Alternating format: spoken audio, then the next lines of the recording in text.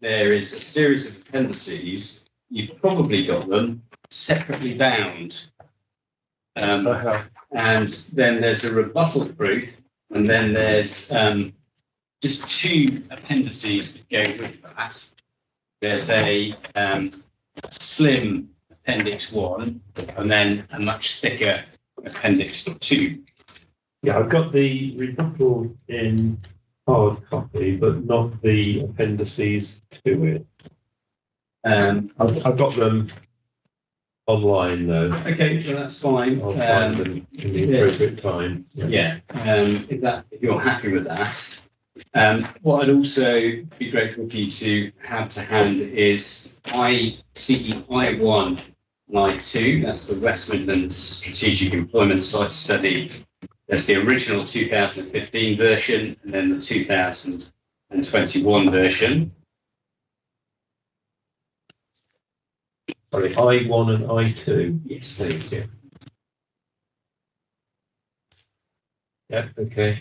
The local plan policy L6, I've got that out separately copied, but it's in obviously the development plan. And that is in CD section F. And then F1. Yeah. And we're just obviously particularly after F6 and then the lorry parking policy as well.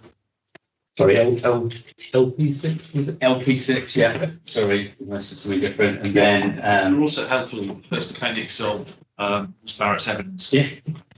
And also parking, which is LP34. Yeah, okay. Also, if we could have to hand the main proof of evidence from Mr. Dinks, please. Right.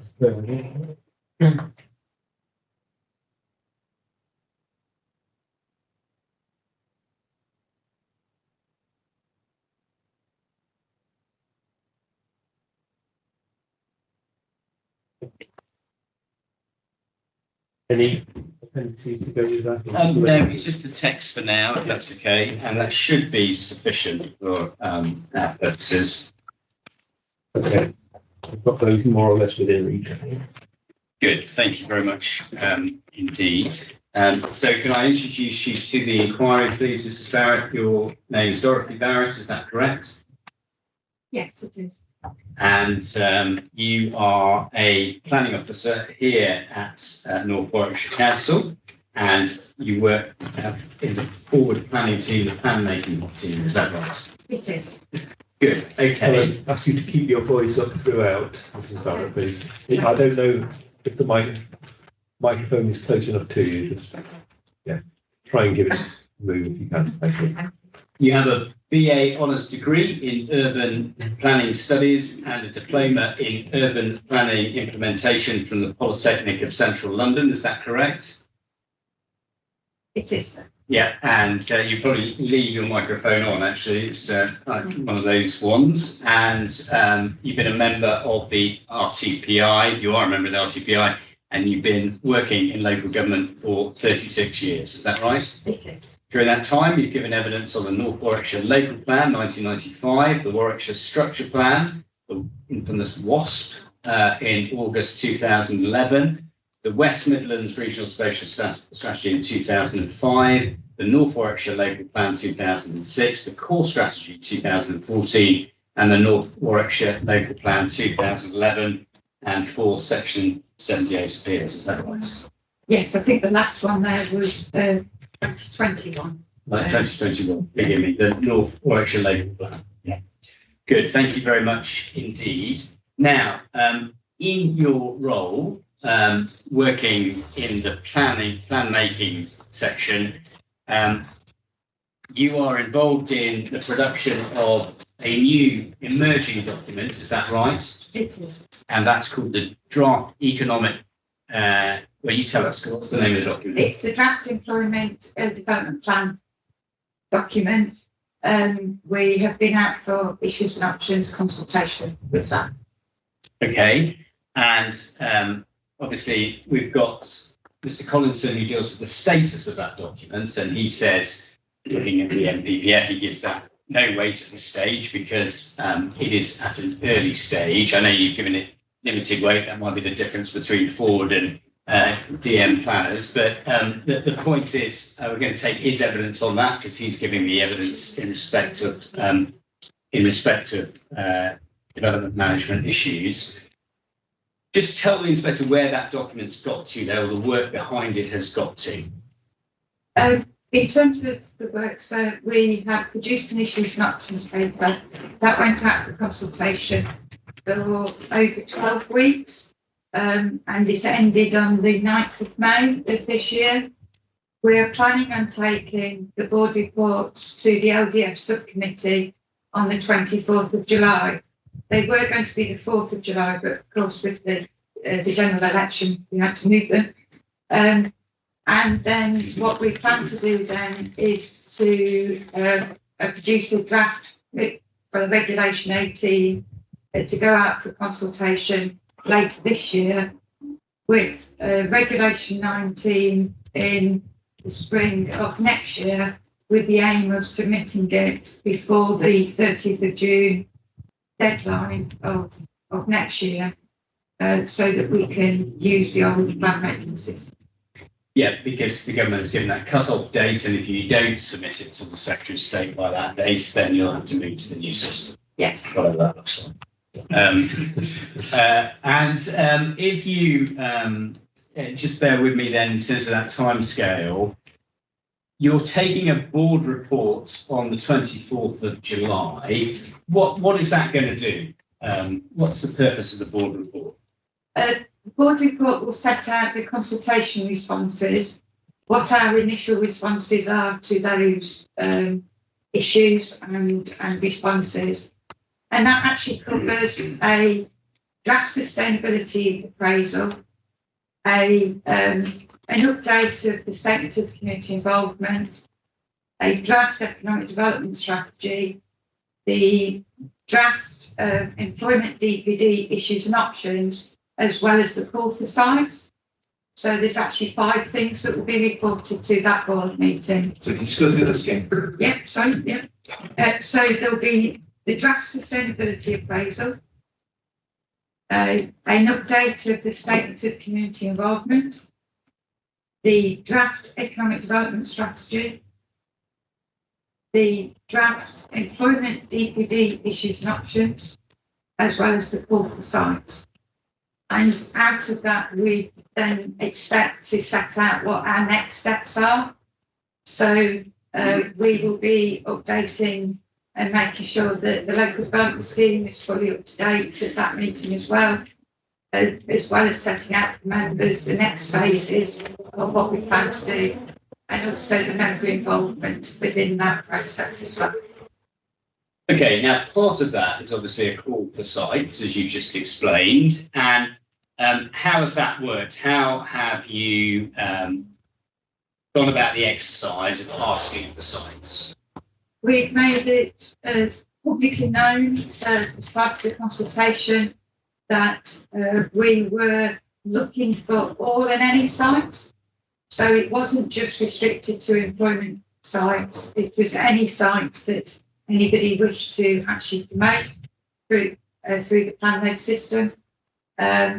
So the call for sites mirrored the timetable that we went out for consultation.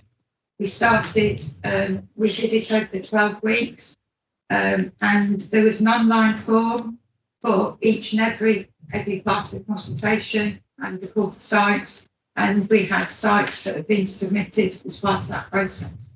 Okay, now the appellant has submitted their land holding, is that right? Yes, they have. And as I understand it, you've got that in your appendices. If we just turn that up, please.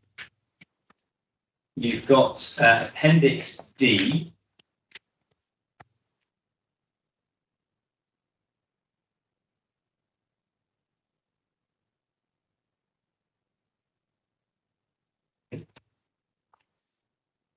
And if we have a look at the second page, that is CFS 115, is that right? Yes, it is. Okay, do you have that, sir? Yep.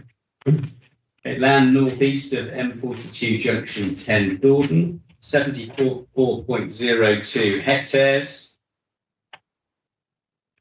You've given an acreage figure, 182.9. Then it says employment, nature, recreation, and mix. Is that right? That's correct. Okay, and then you've got some. So sorry, Matthew, what was the reference? I've got a number of CFSs here. Okay, It's appendix D. Yeah. And then, sorry, they're not in.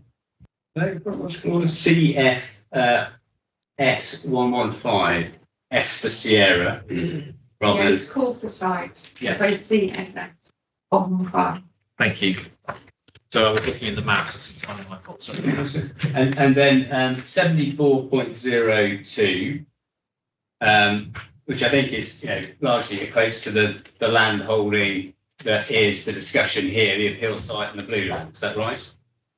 And I know Bremer's ahead of us, as always, on his maps. And if we turn to the maps, we can see that. You can see Junction 10, and then you can see the area promoted. So I think if you go into the maps, This is a separate appendix. Is this it's all part of Appendix D. all part of D? Right, I beg your So pardon. you've got a table, Yeah. and then after that you've got a series of plans which are shaded blue, Yeah. lands in question. Yeah. And then if you go forward to one that is in landscape as opposed to portrait, Yeah. it's got CFS 53, 65, 109, and 115 and others.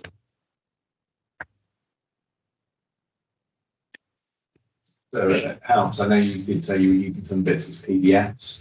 So that. If it is the appendix D in PDF you're looking at, it's page 14.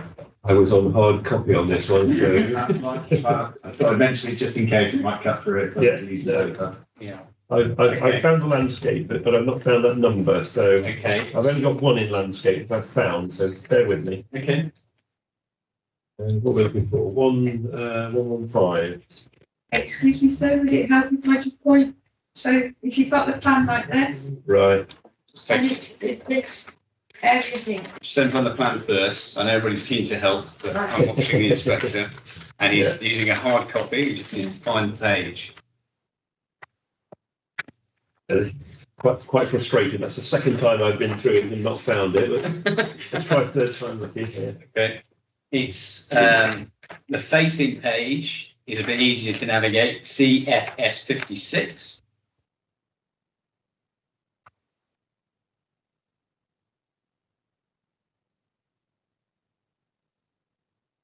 Yes. Two pages stuck together is my excuse. Okay, that's a good one. Yeah. I have it. Yeah. I'm going to need till 6. The CFS 115, and just to help, I think the inspector is very familiar with where it is. Yeah. Just you're indicating it's the area north of the A5. Is that right? It is, sir. Yeah. Yeah. Got it. Yeah.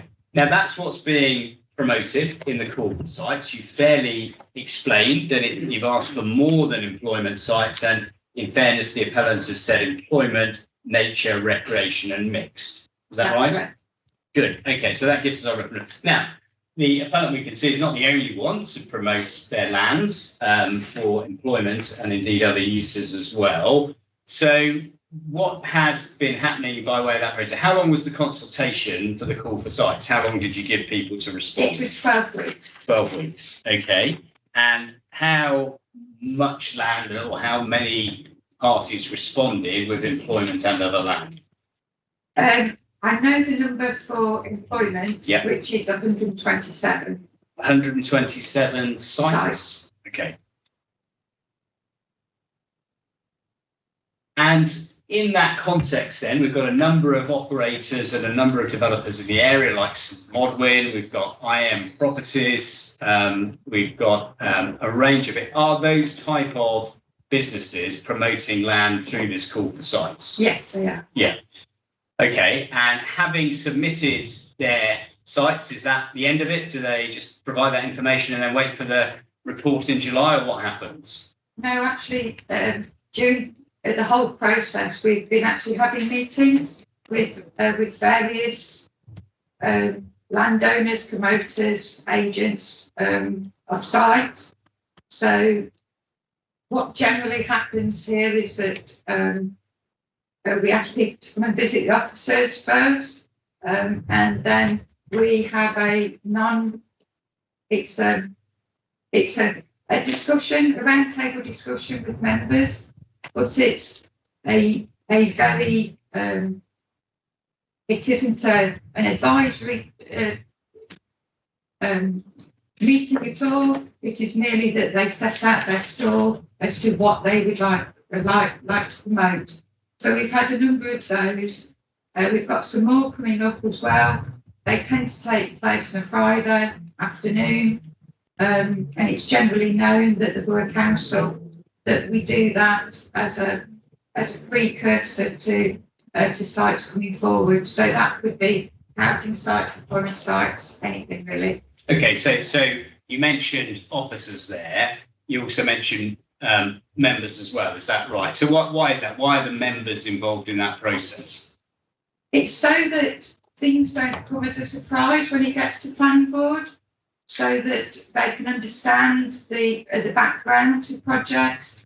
Because here we actually have the planning board who deals with planning applications, but then we also have the LDF subcommittee that deals with the planning policy side, and there are representatives of both boards on that meeting, but equally local members as well. So if there's a local scheme, a local member may be invited along as well, so that they can understand what's behind a project and things like that. We found that it works really well, and it's a good process and a good discussion. Okay, and just in terms of some of those people coming to see you, then who is coming to see you? We've had the Project Thrive team, which is Iron Properties. They've been to see members a few times, and they've also, I'm sure it's them that's done the presentation to all members, being invited to that as well. We've had some Modwins. I just met them very recently. They're coming back on the 26th of July. They actually occupy the site on the quadrant, the southern quadrant of the M42 A5 Junction 10. Just help me with it. What are St Modwin promoting? They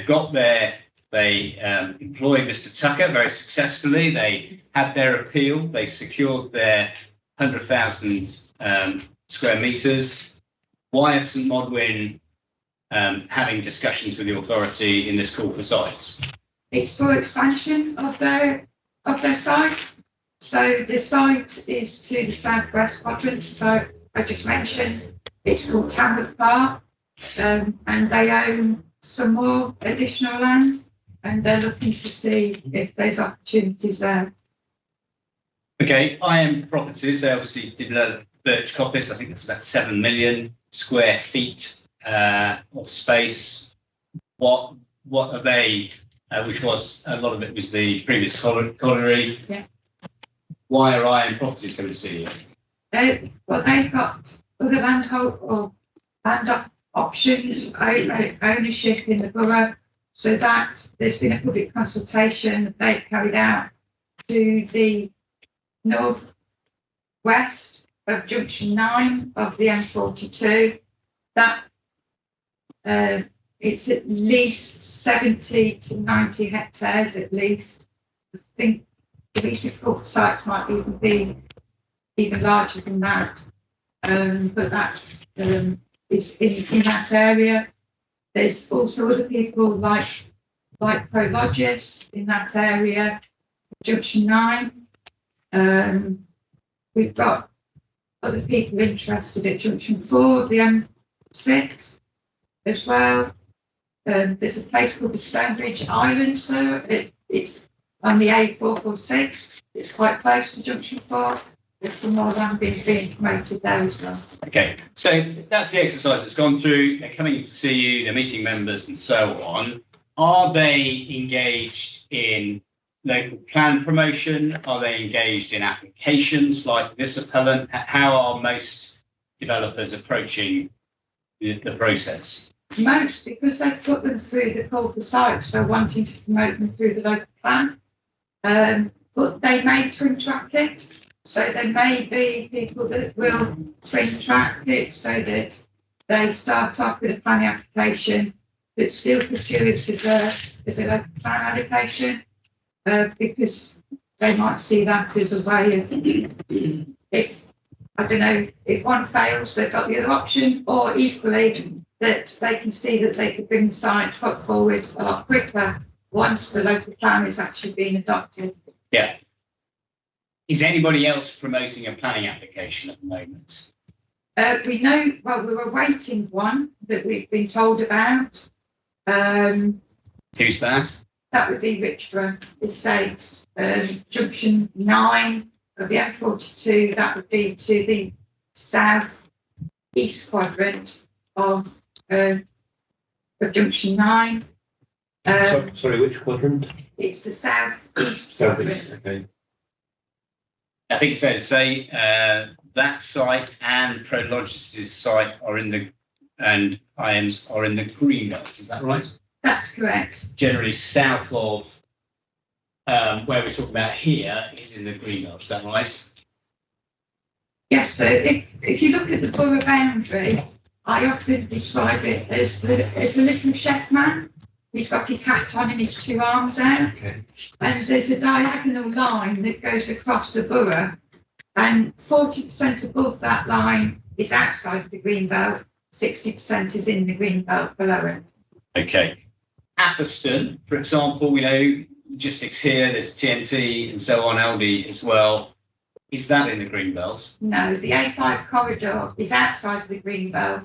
And that was actually one of the reasons in the local plan why we targeted the growth outside and within the A5 corridor. So the additional housing that we allocated is all focused, well, I would say in the main, there's only a few sites outside of that belt. The majority is in the A5 corridor. Yeah, okay. And there are employment proposals on the A5 corridor. Myra, Myra, what is proposed there? Aviva Myra is actually, well, the area to the north is based in Hinckley Bosworth. So the area to the south of the A5 is wholly within our borough, and we allocated it for 42 hectares of employment land, and that was specifically for B2 with E class G, 3 little I's, and ancillary B8. And that was so that it wasn't in direct competition with the northern site. It was a complementary use on the southern site, and it's called the Southern Manufacturing Site by Aviva Myra.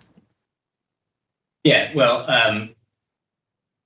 the appellant's witness promotes it, I think, so going to know about the detail of that. But to be clear, that's not, the B8 is only ancillary to the B2 and the E classes. Is that It right? is. Yeah. Okay. In terms of land near Birch Coppice, are there allocations there? Yes, there's 2 allocations. There's E2, which, as you look at Birch Coppice from the A5, it would be to your right hand side, so it's on the western side of the entrance, and that is owned by Hodgetts themselves and ourselves.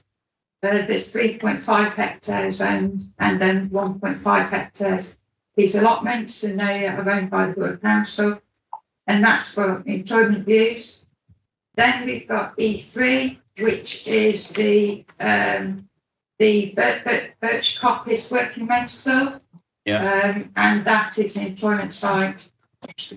The proposals within the local plan, though, seek to relocate the allotments to the north of the A5, and also the working men's club and the playing field. So that's where there's an area to the east of the land owned by the appellants that would be used as like a land swap. Yeah, I'm sure the inspector's seen the Yeah. plans in relation to that. Yeah. Justine, just pausing you there, it's only just occurred to me, I'm sure things have been happening behind the scenes, but this session is being live streamed, is it? Yes. It just suddenly occurred to me, because I remember seeing a picture in effect over my shoulder from the... In the bottom right hand corner of the screen. You can right, see yes, yes, okay, Yeah. okay. Well, as I say, it hasn't been of particular concern to me, but I just wanted to make sure that, obviously I announced it earlier and then forgot to I've been actually checking say anything the prior to this system, session, it is, so yeah. I just wanted to make sure that Mr Tucker's witness was able to be following the... Witnesses, we've got 2 out of 4 here for this session, so I'm again very grateful to the council. And whilst I've got the microphone, I think there was just mention of 2 landowners. The playing fields are actually also separately owned by the trustees of the miners' welfare as well, so there's 3 in relation to that side. Okay. Okay, please continue. All right. Thank you. I fully appreciated who was here from the witnesses side. So forgive me. Big clients here, and there are witnesses here as well. Too. Yeah. Forgive me if I didn't know who people were. Okay. So there is land then allocated at Birch Coppice, the south of the A5. This appellant owns some of that land. They also obviously own the land north of the A5, the 75 hectares we've seen there, 75 hectares. And part of the proposal is to allow employment south of the A5 on their land, amongst other landowners, and to relocate some of those uses, which are of a recreational or allotment nature, to north of the A5. Is that right? That's correct. Yeah, Yes. good. Okay. All right. That's very clear. Thank you. So next, what I wanted to do is to just understand that you have these people coming in and giving you information about their sites, Modwin, IM, and so on, and ProLodges. So how does that help you build up a picture, please, of supply and promotion of sites and so on? What does that dialogue, how does that assist you? Well, we as the planning authority need to make sure that the sites are deliverable, and that what is being suggested is something that we would want to see within the local plan. The plan, I should say that the employment DPD is solely about the employment DPD itself.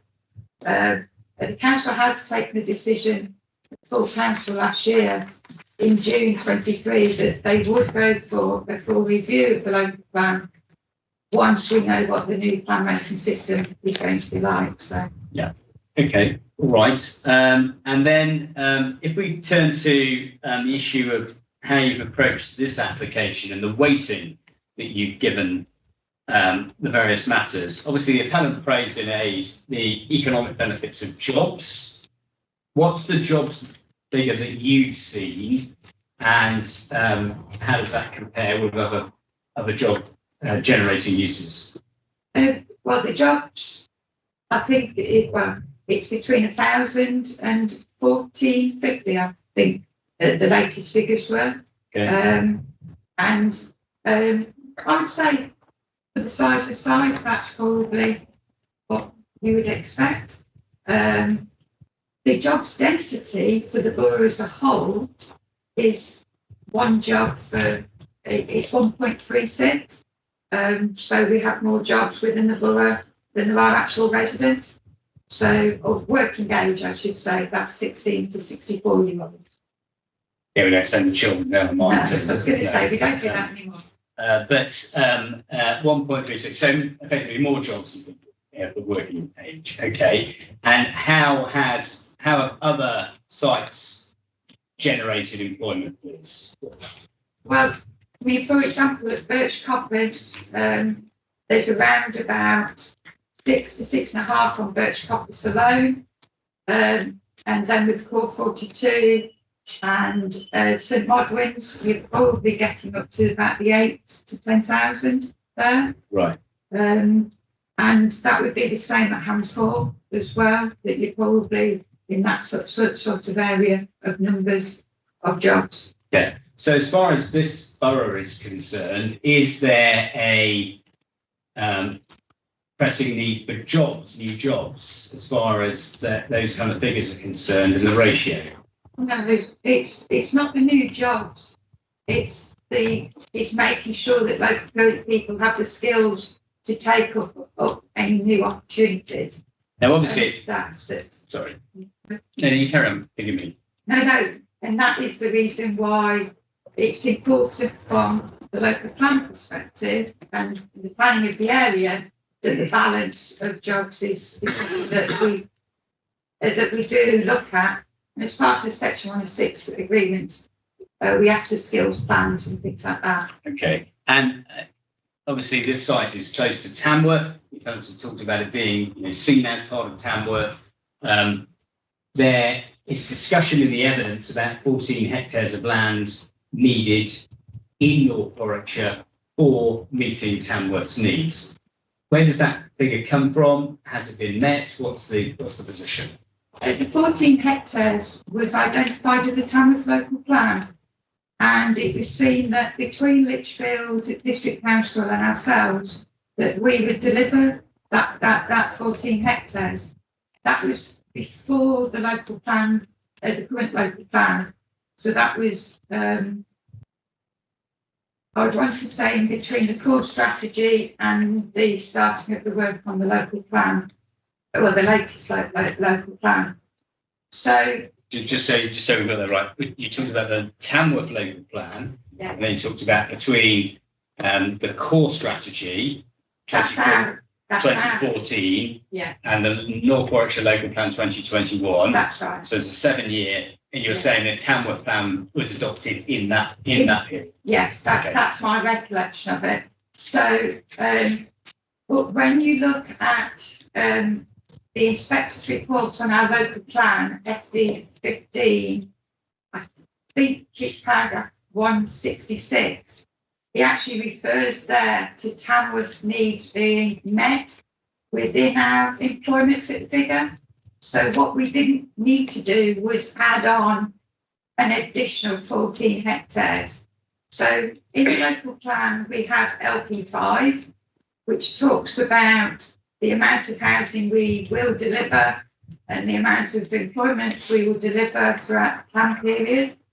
And he said that we didn't have to add on then another 14 hectares, because what had happened was, because we're taking the housing numbers for the Greater Birmingham area, which includes Tamworth, we had a study done that worked out the homes to employment ratio and how many that would equate to. And he felt that that was catered for within the uplift in employment land that we were actually providing for, that then mirrored the housing amount that we were actually delivering. Okay, this is Inspector Thomas Briscoe, who is your local plan, and and so, as you say, this authority, I think the only one in the West Midlands that has identified and accepted a quantum of Birmingham's unmet need or West Midlands unmet need, and he related what you provided to that and that figure in your local plan. That's good. So a jobs homes connection. Okay. All right. I mean, I'll ask you about other sites. We want to talk about Hams Hall. Size of employment on Hams Hall? I reckon now it must be between the 8 to 10,000 now, because we've had the extension. We approved an application for 20 additional hectares, and of course there is still now one unit remaining on there. So that's where JLR, we've got a battery plant on there. At Tamsall, we've got BMW, their engine plant for the minis, and then we've got Sainsbury's as well, which is a major depot for them there. Okay, and so it's 8 to 10,000 in the wider Birchip Coppice area, A5 area, 8 to 10,000 Hamshall. Is that right? Yes, both areas are around about the 200 hectares now. Okay. Okay, LP6 then, could we take that up, please, in the local plan?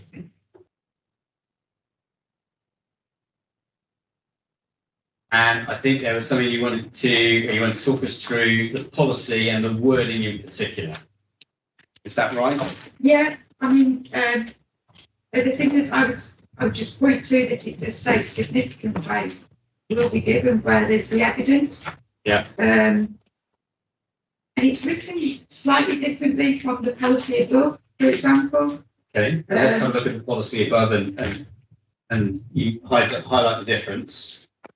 LP5 is we will make provision for a minimum of a number of dwellings, the number of employment land, and the gypsy traffic pitches. So that's we're going to do it. That is going to be what will happen. Whereas this one is that it depends on the evidence, and it's that is different to the one above. Okay, and in terms of what's not agreed then, as far as the weight that you give this proposal in the context of LP6, it says significant weight will be given in decision taking to supporting economic growth and productivity, particularly where evidence demonstrates an immediate need for employment land or a certain type of employment land within area A, etc. Not met through forecasts, supply and allocations. How do you invite the inspector to approach that policy and your approach? It's the evidence, sir, in terms of the immediate need for employment or for the other type of employment. It's that evidence that actually says this is unique. This is because we have X occupier that desperately needs this particular site. It was seen as, if it would be helpful to explain what happened at the examination. Yeah, please do, yeah. So at the local plan examination, sir, the West Midlands strategic site studies, we had the 2015 one, and the 2021 one was just being produced, and there was representation saying that we hadn't taken account of the strategic employment needs. So, and it was actually in this room where the inspector said, well, would you allocate land? And it was, I replied by, well, how much land would you like us to allocate? If you can point us to a figure as to how much land we should be allocating, then we would consider that and see where we go from there. But nobody could tell us how much land we should be allocating. And in this room, there was industry, employment promoters, agents, landowners, and not one person could say it would be X amount of land that we should be allocating. So as a stopgap, I suppose, because there was additional work that was planned to be undertaken to actually see if we could get to a figure that the inspector felt that we should have a strategic employment land policy so that we didn't lose a unique opportunity, or that we didn't forego something that we should be going for, because there was that evidence to say it should be within North Warwickshire. Okay, all right. Now let's have a look at a couple of examples of how other authorities have approached this issue. If you just take up, please, Mr. Dick's proof of evidence. It's too shy to say that. I think you mean Mr. Binks, not Binks. Mr. David Binks. Yes.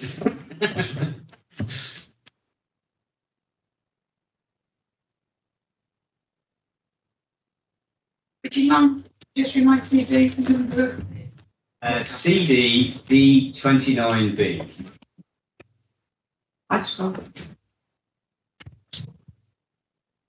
Part 1, is that? Yeah, it's the proof, and I imagine that is part 1, although that might be the summary. I've got part B. I've got that as Mr. Turner. Okay, and the numbering on the front isn't that. If we could find. Oh, right. Oh. I've got 29A, 29B, Yeah, and it's 29B. Mr. Binks's proof. That's fine. Okay. Thank you. And he deals, he's got a proof of evidence, and then he has a report attached to it, and that's his appendix, which is 29C in the documents I've got. Appendix 1 is the Cushman and Wakefield Employment Land Study, May 2024.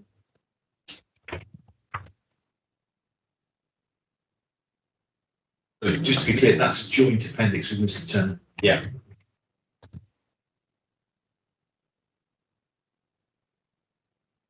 Sorry, which append? I've got those appendices found separately as well. So Yeah. which appendix was it you said? So it's Appendix C. Well, I've got it's the report, the joint appendix of the two witnesses. Yeah, it's appendix 1 of D29C.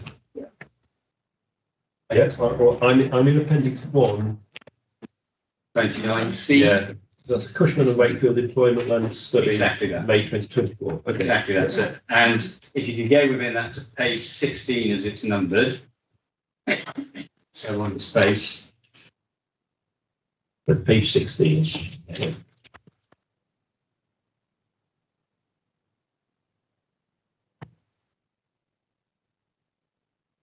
And this is the next junction up, obviously. And this then is in northwest Leicestershire's area, is that right? It is. And they have a policy which refers to immediate need as well, do they not? They do. And we can see that it's helpfully provided as figure 4 EC2. Do you have that, sir? Yes, I've got that. Yeah. Where evidence indicates an immediate need or demand for additional employment lands that cannot be met, and so on. And there's some commentary about that. I'm going to come to that in a moment, but just so I'm clear, that site is for nearly over 3 million square feet. Is that right? 2.9. I've seen reference to 3.25. Yes, the site at Mercia Park is now 3.5 million square feet, as I understand it. Okay. With DSV and Jaguar Land Rover. Yeah. Now, when that was considered by the committee of Northwest Leicestershire Council, was it known that the occupier would be Jaguar Land Rover and DSV, the logistics firm? Yes, it was. Yeah. It's in their committee report. Yeah. So the applicant's identity was known. I think Jaguar Land Rover was held back for a while, but was known at the time of committee. What does that tell us, please, about applicants recognising the need to identify occupiers in the context of an immediate need test? It would say to me that there is that immediate need, and it explains why there is that immediate need. And it's very specific to that occupier as well, because when you know who the occupier is, you know then the size of the buildings, the impacts and everything else. So there's an awful lot of things that would come out of knowing who the occupier is, but also to me, if it's an immediate need, then there has to be somebody there that wants it. It's not something that is a speculative application. It's something that is known that there is that end user available. Okay, a document was put in yesterday, or put into the inquiry, inspectors have seen that, CDSA I-112, it's the proposed policy for consultation of the emerging North West Leicestershire local plan. Yeah. And if we have a look, there's a change to the wording. We've got Mr. Bease's brief and the current version of EC2. There's a draft policy EC4, which deals with employment proposals. If we have a look at that, what does that say, please, about what North West Leicestershire would expect now by way of, or what they would like to see by way of their emerging policy? It's actually section 3. Yeah. Bullet point A. So they've got 2 tests there. It's an immediate requirement for the employment land of the type being proposed, or either the development will be occupied by a named end user, and this will be secured by a section 106 agreement. So that is very plainly that it is an identified need, there is an occupier, and that is who that will be occupying that particular site. Okay, or it says that required for the reasons set out in the FPPF 82B or its replacement, namely to accommodate needs not anticipated in the plan to allow flexibility. What's the significance, please, that they're highlighting as one of the alternatives in part 2 about the name of the end user? And to me, the significance is that it actually shows that there is that commitment. And if you are going to lose a large swathe of countryside, it is for a particular reason, and it's for a particular end occupier, so that you know that within a certain period of time, that occupier will be taking that particular unit. Good. Okay. And then the other thing to look at, please, is the Hadge Hall Farm Hinkley decision. That's 100 CDI 110. I think we're going to turn these into inquiry documents for a discussion later on today. Just bear with me. I'm sure I've got it down somewhere. Yeah. Okay. Now, if you just have a look at this, please. This wasn't previously identified in the list we're going to come on to in a minute. But where is this site, please? If you travel from here, so down the A5, you would go past the Myra site, past Nuneaton at what's called the Long Chute, and then you come to an island which is known locally as the Dodwells roundabout, and that would take you into Hinkley if you went straight on or left. The site is actually immediately to your right-hand side, so to the south of the A5. If you carry straight on along the A5, you actually come to a railway bridge, and you'll see a lot of strike marks of a lot of lorries that have hit it, and you go in a deep dip, and it's the area before there on your right-hand side, and it's to the south. It actually falls within 3 local authorities, Hinkley and Bosworth, Nuneaton Bedworth and Rugby Borough Council, and all 3 took the board report. The one that you've got here is the Hinkley one, but they all took the board report to their respective committees. Yeah, now I'm fairly learned friend says when presented with this, I'd like to see the other ones, so try and get hold of those for him. Helpfully on the plan, on the aerial photograph below paragraph 2.3, we actually have the boundaries, don't we, in pink, showing where free authority areas are.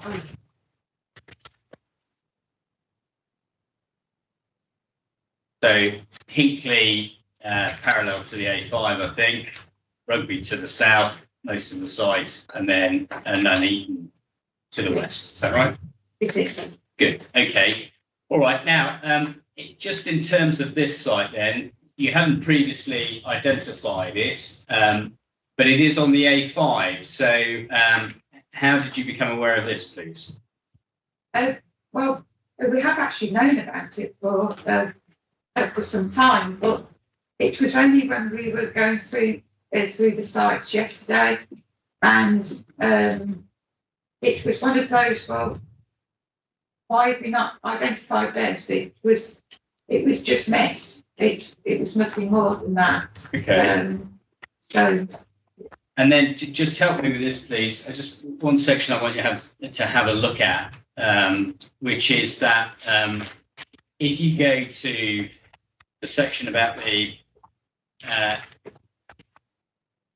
principle of the development, or the alternatives actually, 8.14, this isn't an EIA, just pick this up now.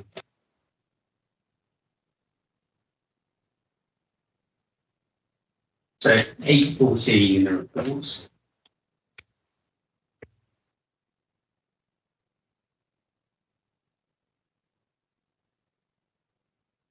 There's consideration of alternative sites. Do you see that? Yes. But the bit I just want to ask your comments on is 8.16. The proposal has been driven by an existing Hinckley-based occupier who wishes to continue to invest and expand in close proximity to Hinckley. The occupier had undertaken an extensive search of alternative sites or premises and confirmed through the submitted market report there's a severe shortage. Okay, so I'm bringing that out of fairness. Shortage of existing allocated employment land in the area. It is stated within the consideration of alternatives that the occupier's workforce is primarily drawn from the local area, and it's a high priority to retain as well as expand the local workforce. Okay. Now, let me just ask you this, please. Do we have any information of that kind in relation to the appeal proposal, i.e. local employer needs to be here and there are reasons for wanting to be here in relation to an existing workforce? I haven't seen any. No, I'm not aware of any. No. Okay. So in terms of immediate need, it's not defined in the development plan. It's in policy L6. What do you think is an appropriate way to approach the issue of immediate need? Well, let me put it this way. What sort of evidence, let's not try and be definitive about it, but what sort of evidence would evidence immediate need in your view?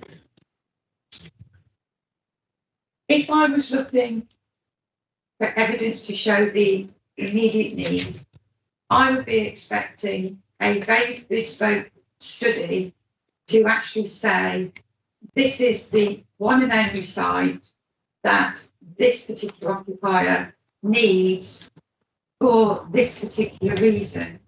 So it would be very unique. It would be very specific. So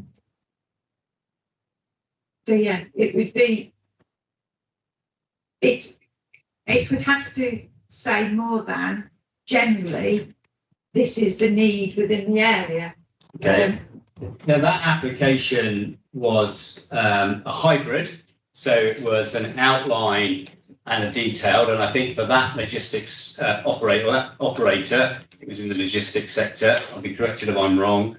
It was actually a detailed scheme. The other units were the outline scheme. So what does a hybrid scheme or a detailed scheme, how does that assist, please? If you've got the outline for the site generally, if it's the bespoke end user, then you would expect a detail of where and what that end user is actually looking for. Because this didn't, it happened in this particular case. It happened at the Mercia Park, but also in Hinckley, there's the DPD site, just at Junction 3 of the M69. They actually were the same as well, that they were the leader in that application, and that site actually then had other units, but the anchor of it was because of DPD. Okay. So that's the sort of thing. If it's an application that is beyond an allocation or beyond an existing employment site, I would expect that evidence to be very robust, very clear that there is an end occupier. Okay. All right. Now, can I invite you to turn to Appendix G, please?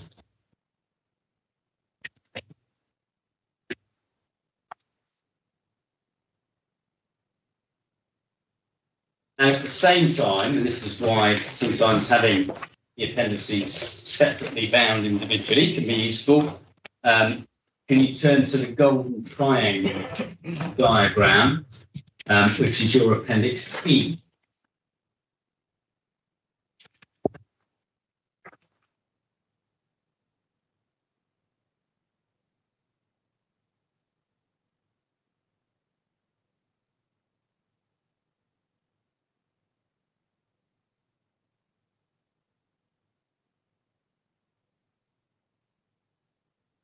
Now, if we look at the golden triangle, do you have that open? So this is on the second page of the Just appendix. about to open it.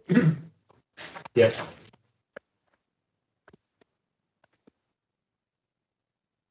At the top of the triangle, we can see the N of Nottingham. Do you see that?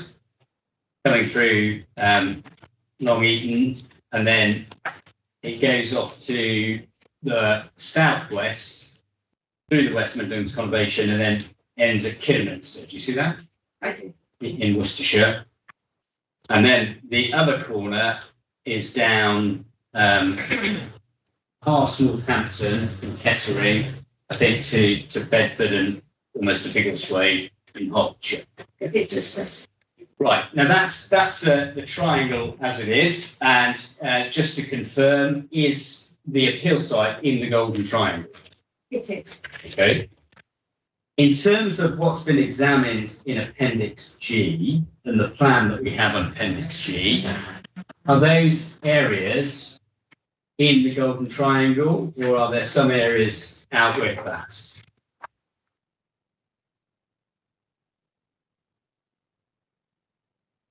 The majority are within the golden triangle. I think the West Midlands interchange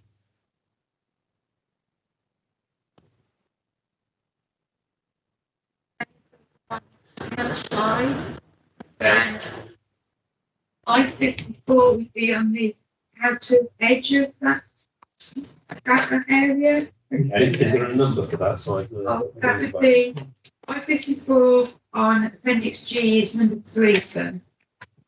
And number 2 is the WMI4 Ashes line.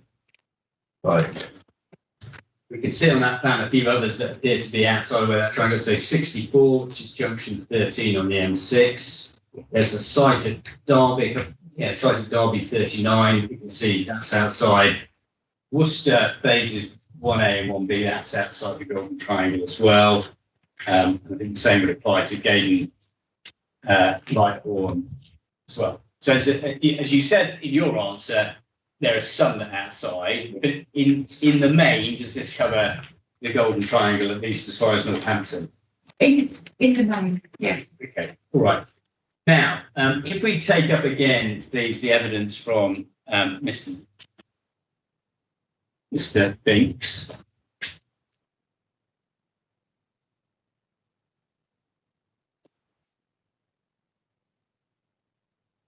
He identifies in his proof of evidence, page 12, figure 2.B, area A that's referred to in policy LP6. Is that right? Sorry, I've not got that. Proof. Mr. Fink's proof of evidence, page 12. Yeah, exactly. The actual proof this time. Yeah, I've not got any plans on that page. Okay, I'm sorry. It's my fault. It's the appendix, which is the joint appendix, which is the. So we're back in that appendix. Yeah, that's my fault. It's a short proof and a long report. So page 12 of that appendix 1. Yes, sir. Right. Yeah, okay. And that is showing what is known as area A. Do you have that? I do. Okay. And as I understand it, it's the box in effect, the orange box is area A. Is that right? It is. Okay. Now, the policy accurately in the local plan refers to area A or in the 2015 study or any successor. And helpfully over the page, Mr. Bates has referred to area 2. Is that the relevant area to consider in respect of policy LP6? It is, so it's the area that's identified in I2 and I1 of the core documents. And these have been reproduced from those. So hopefully the squiggly line would roughly be the same. Yeah. Okay, so we can see it excludes parts of Birmingham area 2 compared with area A, excludes areas like Walsall Common and Kenilworth, but includes Redditch and as it stretches around south of Solihull. Is that right? It does. Yeah. Okay. Is that the area to consider with regard to policy LP6? It is. That would be the updated area. Okay. If we have a look then at Appendix G and the plan, we can see a number of areas identified with basically with numbers within that area.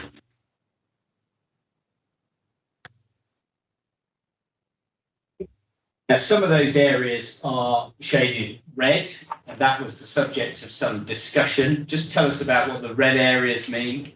They're the broad areas, so the larger, either strategic allocations or the broader areas of those sites. Okay. So Hams Hall, for example, we talked about 200 hectares, I think, of land. Is that right? That's showing the 200 hectares. Is that right? Yeah. Within that, you talked about an individual unit that is available at the moment, but generally it's what already exists. Is that right? It is. Yes, there's 2 actual units available there. DC2 and a refurbed building that used to be occupied by Vico, which is directly adjacent to it. Okay. All right. Now, in terms of that area, obviously, there's evidence provided, sites are identified, and we can see whether they're in and out of the line. And the appellants have said that's the area they're focusing on, that's the area for discussion. Obviously, there are many sites that are outside of that area. How are they relevant in this planning decision, please, if they are not within area 2? Why are they relevant? Because the policy says significant weight will be given if the site is within area A. It doesn't say that all the weight will be. So there is the opportunity that if there isn't either supply or forecast allocations there, then you would look beyond that area. And for B8 uses in particular, the Golden Triangle is a key factor in locational terms. So I don't see that is a particular issue to look beyond that area, and particularly because an awful lot of that area is either in the strategic gap or in Greenland. Okay. So obviously, to comply with the policy and the authority needs to identify what's available within area 2 now. But as far as being relevant evidence material to this decision, should the inspector take into account the availability in the wider area of the Golden Triangle? I believe so, yes. Okay. Part of what's being discussed here are different units, different areas and geographies. We've obviously got the authority area. We know you've explained the number of the amount of logistics, I should say the amount of employment land at Hams Hall and Birch Coppice, for example. It's the West Midlands, because the West Midlands study identifies those areas. And then you've got the Golden Triangle as a whole. as far as the issue of immediate need, meeting that need and for logistics is concerned, is the ability of logistics operators to find a site outside Area 1, although it wouldn't bring the site within the policy, is that material in your view? For example, if there was land at Junction 11, for example. Yes, I believe so, because an awful lot of the operators are, when you look at a lot of the background information, they talk about being within a certain distance to ports and things like that. So being the next junction up on a motorway for a lot of these companies isn't a particular issue. But where it may be is where you have got somebody like at Hinkley, the global logistics company, that's local, that's got its employment supply that wants to expand, then that is different because they're looking for a local site. Whereas many of these operators are foot loose, so they could be anywhere within the sub-region. Yeah, region. And therefore, in that context, does the identity of the operator become important if you're trying to tie it to a particular location, like Area 2? I think it becomes even more important because if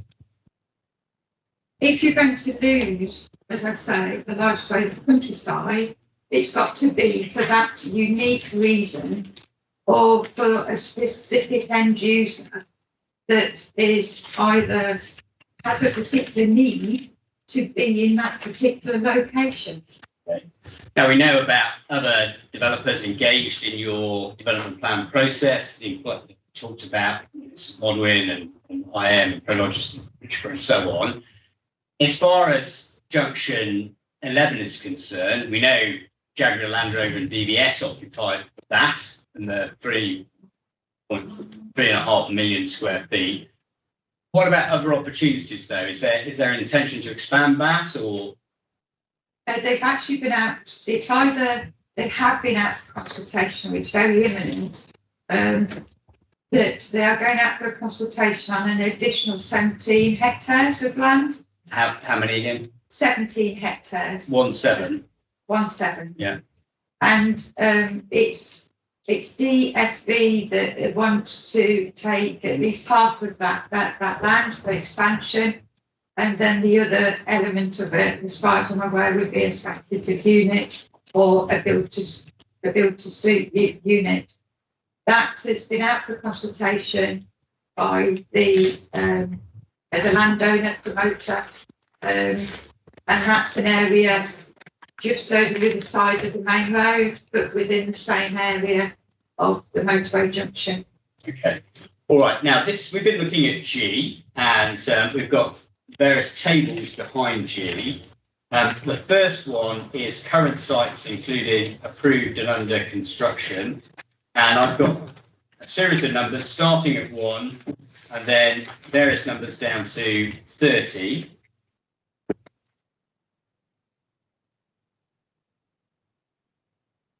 And these sites, therefore, are, I think this is why we've got the red annotated there. These are existing sites or sites that are under construction or approved. Is that right? That's correct. Yeah. So Magnet Park, for example, number 8, 220 is with reference to an extension. Yes. Is that okay? And the East Midlands Gateway, that's at the airport, just up the M42, becomes the A42. That's a proposal for 230 as a proposal, or is it under construction, or does it exist? Sorry, which one was that? So the first one, East Midlands Gateway, oh yes, East Midlands Airport, yeah. 230. Yeah. It's a list that includes current sites approved and under construction. Part of that site is in existence, and it forms part of the. It's actually, I think, a lot of the land is owned by Manchester Airport, and the government has announced that part of it is a free port as well. So there's tax incentives and things like that for that particular area. And they've got another expansion area that I know is being consulted on and is in the public domain again. Okay, if we turn the page, we've got sites pending or approved but yet to be implemented. If we look down the list, we've got the Hinkley SFRI. So Hinkley down the A5 to the M69. What's the status of the Hinkley Strategic Rail Freight Interchange? That's a national infrastructure project. They've had all the hearings, so we're waiting for the result of that from the inspectors. I think the closing was in around April time. So I believe the decision was expected within 6 months, I believe. Okay, so later this year, in the autumn, perhaps a decision on a strategic rail freight interchange there. Yeah, that's at Junction 2 of the M69. So as you travel along the M69 towards Leicester, you'll see that you can't get off at Hinkley there. There's no slip roads north, east. But what the proposal is that they want to put the slip roads in so that you can come on and off at Junction 2. And then it's the area that you'd come to on your left-hand side, stretching for a very long way along that side of the motorway on the left-hand side, going towards Leicester. Okay, a little further afield, we've got Dirt, which is a Daventry interchange, and as far as that's concerned, they've got plans to expand that by 4 million square feet. Is that right? Yes, that's on the other side of the motorway. Dirt, the first phase of the Dirt to the west of the M1, and this would be on the eastern side of the M1. This is existing plots available still at the Dirt 3, but this would be on the other side of the motorway. Okay, and then we turn the page. We've got additional Rugby potential strategic employment applications. Rugby, is that in Warwickshire? It is. Is it in the green belts? I don't believe, I do believe that there is a small section of the green belt around the Anstey area. That's Coventry, Coventry area, or? Yeah, it's towards Coventry. So it's the green belt that actually goes around Coventry and it extends into the Borough Council's area. And I think it goes up to Anstey Village, but it doesn't extend much further than that into Rugby and towards Junction. I think it's 2 of the M6 at Rugby. That's all outside of the green belt. Okay, and if we have a look at the plan, go back to the plan, there's some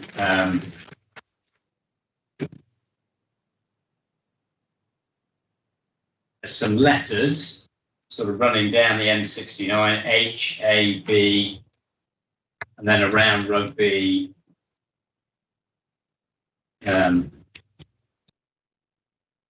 Those areas are the ones that are referred to in this table, is that right? That's correct. Okay, and it says Rugby, but okay, that's within that borough, in effect. Yes, they are. It extends all the way up, as you can see, far north, because unlike the Neath and Edwards, Rugby is a really big land take in terms of the borough. Yeah. Okay, now, and there's a table then, that obviously the table's a bit that. Now, the appellant was referring to revised plan G1, but I just want to indicate now for your benefit, sir, there's additional sites that have been added to that, which were not in the proof or the rebuttal. So we're not going to rely upon that because I don't think that's appropriate. This witness, in fairness, wasn't here to manage that process. It was done by others. It's not appropriate, I don't think, if it's not within the formal context of the evidence. So you're happy not to rely upon those sites that surround Derby and so on, is that right? Absolutely, I think that's and we can only apologise for that. Yeah, it's not for you to apologise in many ways, but just to make clear the position, there's a bit of over-enthusiasm there, I think, as we saw some over-enthusiasm earlier to do with modelling. Okay, there are some tables that have been attached, and what I think the purpose of that exercise to do was to try and be more accurate about the amount of space. And what I'm going to suggest is, because we're not going to start cross-examination, is that there's some tables here that have got some of those additional sites on. And Sorry, when you're saying tables, where are you taking? you don't have these. Well, they actually you do, because they're in the core documents, Oh, right, but you okay. hadn't opened those up, so we didn't worry that you'd seen them, as it were. I agree with Mr. Tucker entirely. I think anything like that should have gone in the inquiry documents. That's my fault for not communicating that to Mr. Collinson, not his fault. I've done a few more inquiries than he has, so I'll take the blame for that. Anything like that should go in as an inquiry document. We're not going to rely on them. We're going to take those off the website. The only thing that is perhaps more beneficial is, and what I would say is they've got some of these additional sites, and the sort of giveaway is they're above the high 70s. They go into sort of 79, 80 and so on. So you can find them quite easily. They appear in the tables. On the basis of what this witness would like to do, they shouldn't appear there. Okay. But there are, I think, some corrections to numbers and so on. What I'm going to suggest is we go through this, you go through this, and satisfy yourself that what's in the tables is only what corresponds to what's in G, so that we don't need to rely on G1. But I anticipate in the main it's going to stick with the figures. The only other thing about these sites, sir, is there's in a note we put into you today, it sort of explains that. Again, I'd ask you to put that to one side, because I think that just adds confusion. Okay. It's the note that my learned friend quite rightly raised. And then there's some tables on the back, which is an attempt to arrive at some figures. Yeah. And again, because they include these additional sites that this witness isn't relying upon, again, don't rely on those tables. So I think the best thing would be to just return that document. And I share my learned friend's concern. And I again, I should take responsibility for that as captain of the ship. But I wasn't aware sites were being added in. I don't think that's appropriate. What is the more important point, I think, from your point of view, is why are you identifying these sites? Because we could spend probably until the end of the inquiry talking about the precise figures and what it all adds up to and so on. What do those sites outside of Area 2 demonstrate to the inspector, please, in your opinion, whatever the precise quantum actually arrives at? If the information served in Appendix G, the original Appendix G, just gives you a snapshot of what was available, and it shows that there are other sites that are available that could meet this immediate need for this particular type of development, whether that be on one site, number of sites, or whatever. But from my perspective, it shows that the immediacy of that need is not there, and that the proper process would be to go through the plan-led system, and we're well on the way to trying to get to that. Okay, and just one aspect of that, if you could turn up, please, Mr. Binks's proof of evidence, and I do mean that this time, page 10, and paragraph 4.35. So just take a moment to find that.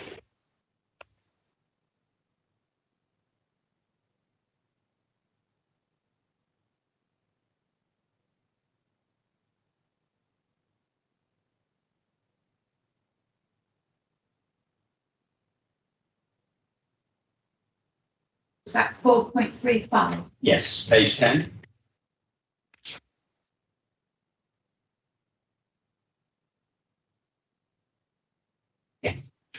Okay, and here, Mr. Biggs is talking about pallet network, which is located at Coles Hill. Coles Hill is in the borough, is that right? It is. Okay, Just south of Hansel. approximately 8 miles from the appeal site on the M42 corridor, undertook a 5-year search for a large site capable of accommodating a long, thin, cross-docked building from which to operate their pallet sortation centre.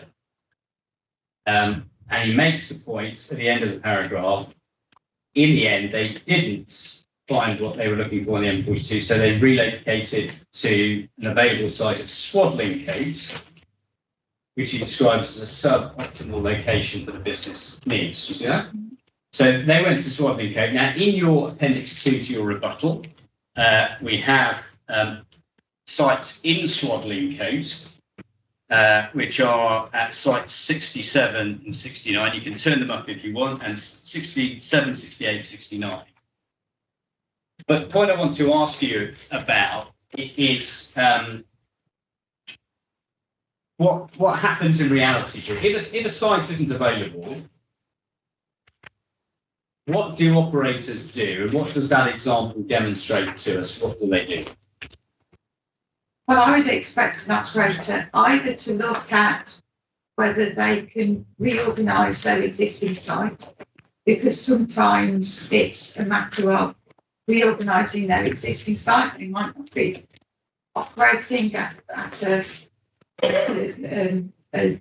best fit, or they would then look for alternative sites. And for a pallet operator, it would be interesting to see whether they would even want a site that is quite expensive, being at, say, Hampshire or Birch Pockets, because they're very expensive. So that would be an interesting query. I'm not aware that they were looking for a particular site. They've never made a representation to the local plan or anything else that I'm aware of, unless it was a particular agent that was pursued it through the local plan. But I'm not aware that we've had anything like that. Yeah. Now, pallet network, pallets are used in logistics. They go on the back of the wagon, and yeah, it might be talking about a logistics business, or if we're not talking about who they are, that falls in the logistics sector. And it might be that had this site been available at an earlier stage, then one of the units on the site could be taken by pallet network. So the site is being used for that. They found somewhere else. What does that tell us, please, about the relevance of alternative locations such as Swadlincote in the Golden Triangle, given what that example shows? Well, it shows that there is available sites and that they are willing to move within that Golden Triangle, that there isn't a boundary that says we're only going to look at within North Warwickshire or even coastal area. So that sort of operator is one to me that could be located anywhere within the area. It's not somebody who specifically has to be within a certain drive time or a certain place or a certain location. Okay. We're coming to the end. I'm conscious of the time, so you're happy that we continue just to finish this? Oh yes, it'd be very. As far as I'm concerned, Mr. Tucker, are you also content that we continue? More than content, sir. Yeah. So just to flag up a point with regard to the rebuttal appendices, though, I think I am missing some of those. I don't know if that's a more general point. The ones in the core documents appear to be more extensive than the ones that I have, which may be a problem internally outside. That's okay. Taken elsewhere. So I'm always a hard copy person, and it's in 4 versions. Is that the This the rebuttal. Mine stops at 54. Apparently the web version is correct. What I don't know is whether or not that's the version that you will have had, sir. I had a version emailed to me by the inspector's case officer. Printing wasn't available, so I did print off the rebuttal proof itself, but relied on the web online version, should I say, of the appendices. I'd have to check how many of those are in the version that I've got, so we can all check if we're looking at the same thing. But it's not the ones on the council's website. It's something specifically emailed to the case officer. Okay. As the rebuttals. Okay. And do you know if they're different? No. Let me just while we're saying this, I've got them, I think, readily to hand. So just bear with me a second.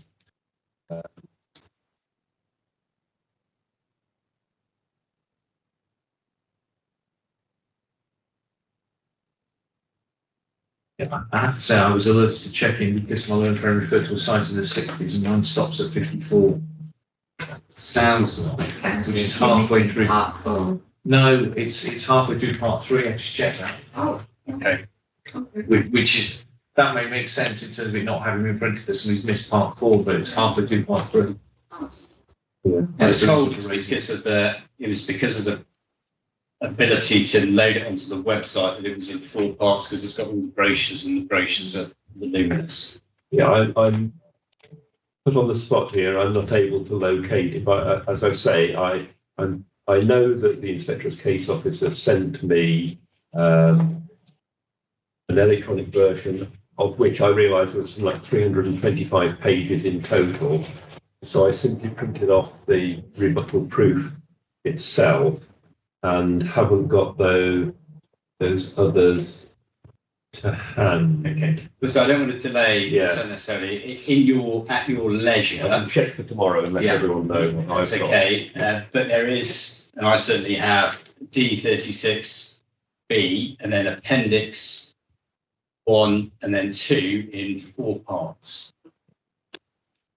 Yeah, I have to say, I mean, the version that's on the website obviously goes beyond what I have printed out. That may be an error internally at this side. It's really to make sure you, sir, got the totality of the information. It's not a problem, to be honest, because a lot of this is simply printing out in hard copy what was hyperlinked before, so which is not the way in which you do proofs of evidence, as we all know. No. So I'm not saying it's a problem, it's just making sure you've got the information the council want, that's all.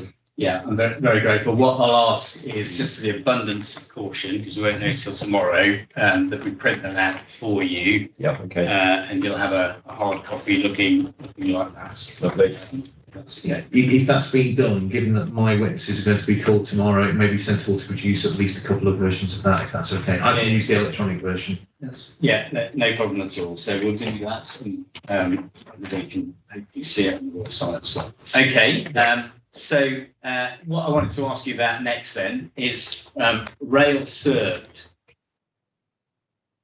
So rail served is a issue in this case about what it means. In your proof of evidence, you refer to the fact that, well, you tell us what is your understanding of how the market approaches the concept of rail served. But if I start off as a planner, and then I'll go on to what the market says. So as a planner, a rail served site to me is a site that has a railway line going into that site. So whether that be to a interchange on that site, but to me that is then a rail served site. But I understand that in the market of logistics in particular, that rail served can be anything up to even 12, 15 miles away.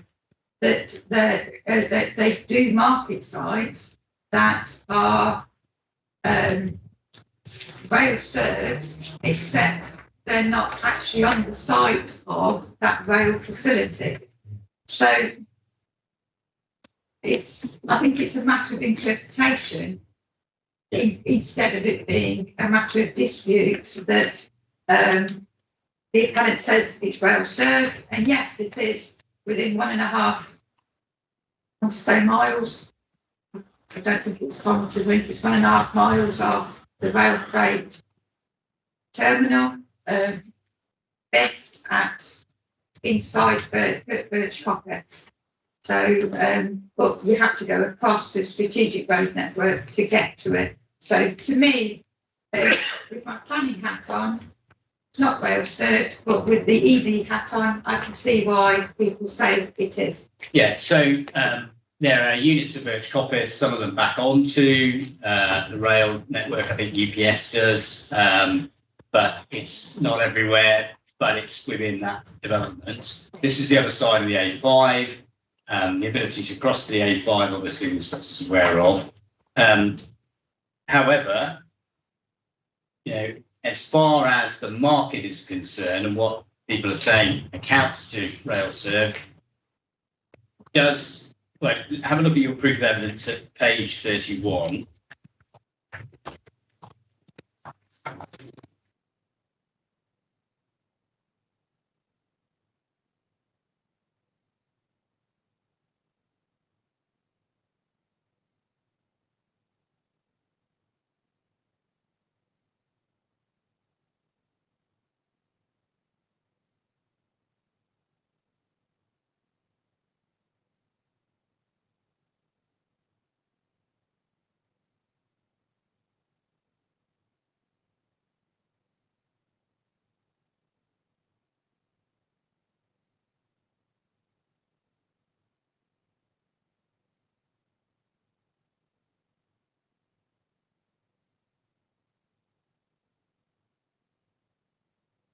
Page 31, did you say? Yes, please. Yes. You're dealing there with the weight that can be given to the site as being rail served. So Almost then. 5.46. Yes.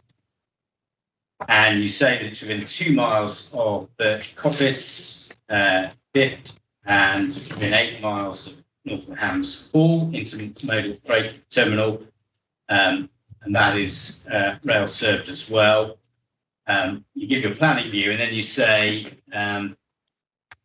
in marketing, I'm just saving the page, so if you have that. Yeah. In marketing such a site, it appears that this closeness, although not directly rail served with trains entering and leaving the site, is considered to be rail served. For example, Magnet Park to the south along the A5 in Harbour District is considered to be rail served, even though the closest rail facility is at Durr, some 9 miles away. Yes? That's correct. Now, if that's the case, if that's how it's to be interpreted from a commercial perspective and how the appellant invites the inspector to do, then what does that mean for other locations relative to Birch Coppice, please?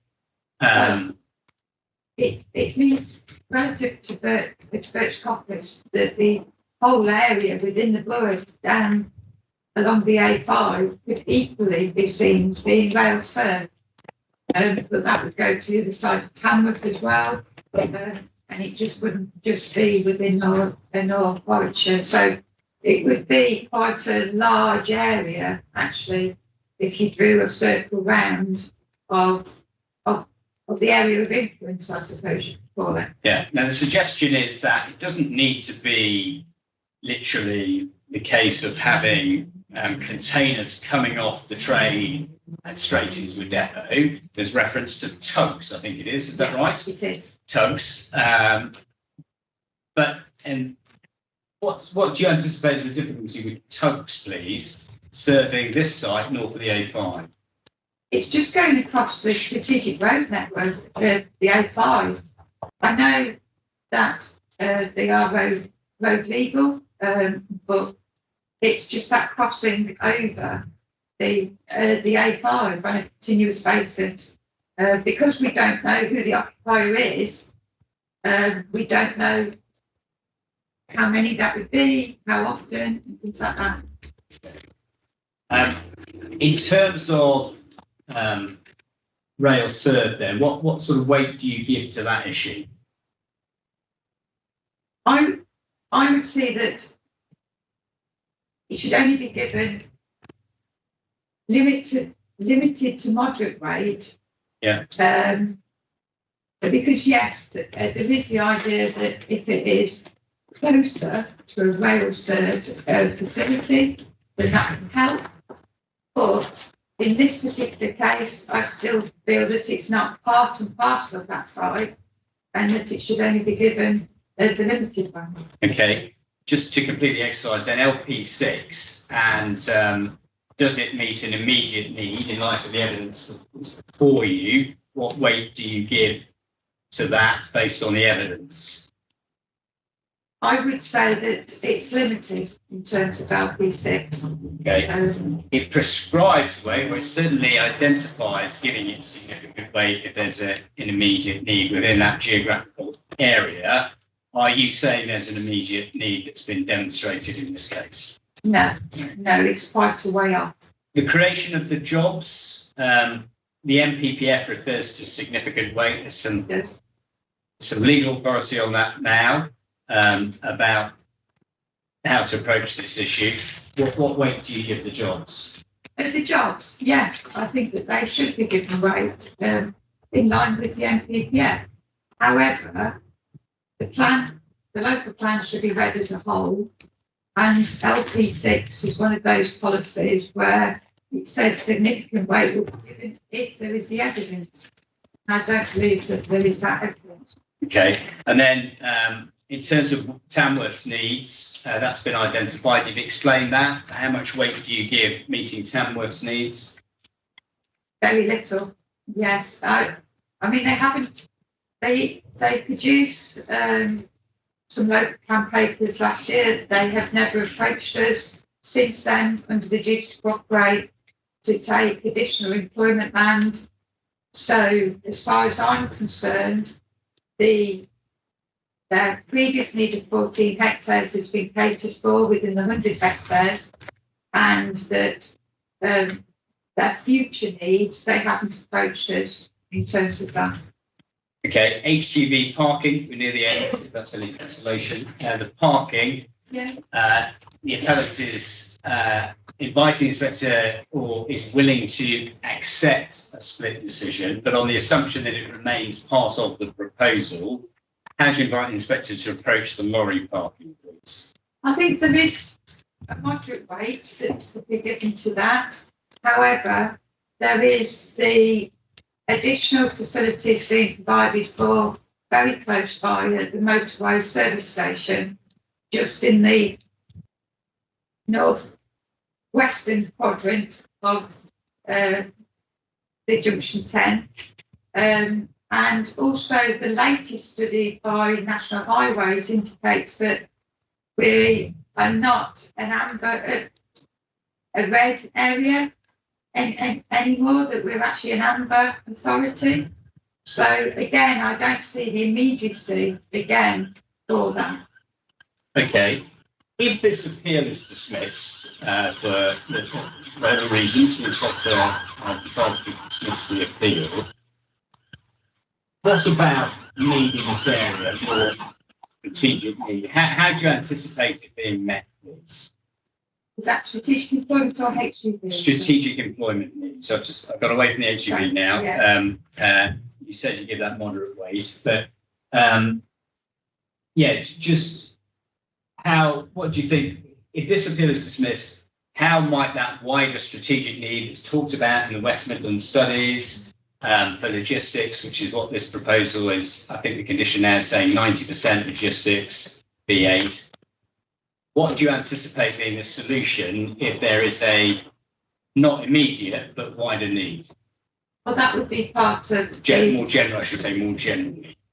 That would be part of the employment DPD process, and also with discussions with neighbouring local authorities, because we actually fall within both the Coventry and Warwickshire housing market area, economic area, as well as the Greater Birmingham one as well.